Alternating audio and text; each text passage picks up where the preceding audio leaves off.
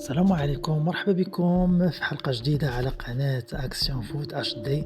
اليوم غادي نمشيو لواحد من المشاريع الرياضية اللي ولا حديث الساعة في العاصمة الرباط، ملعب مولاي الحسن. الأشغال وصلت لمراحل متقدمة بزاف، تسقيف الكراسي العشب وحتى الرافعة العملاقة دخلات باش تسرع الخدمة.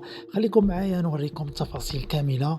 بالنسبة للتسقيف كيشهد تطورات كبيرة في عملية التسقيف في الجهة اللي فوق المنصة. الخدمة قربت تسالي والهياكل الحديدية ركبوها والتغليف بدأ يبان بوضوح، والجهة المقابلة للمنصة تم تثبيت الهياكل الكبرى وهي اللي غادي تعطي منظر واعر وغادي يشدوا عليها السقف النهائي. اما الجهتين اللي خلف المرمى ركبوا الدعامات الحديديه اللي غادي يحطوا فوق منهم هياكل السقف، وهذه المرحله جابوا لها رافعه عملاقه واللي كتلعب دور اساسي في تركيب الهياكل الثقيله داخل السقف.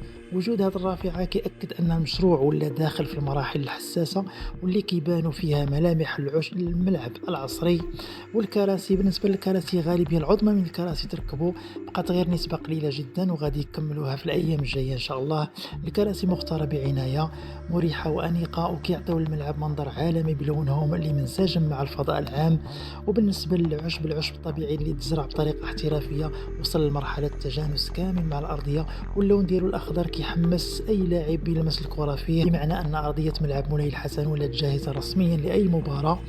ملعب مولاي الحسن قريب يكمل بنسبة كبيرة، تسقيف المنصة على وشك النهاية، العظمة في الجهة المقابلة واقفة، دعامات المرمى ثبتات، الرافعة العملاقة خدامة بقوة باش تكمل الشغل. الكراسي بقات نسبة قليلة وغادي يساليو، والعشب بان بأجمل حلة. قريبا العاصمة الرباط غادي يكون عندها ملعب إضافي بمواصفات عصرية باش يحتضن مباريات كبيرة ويعطي فرصة جديدة للرياضة في المغرب.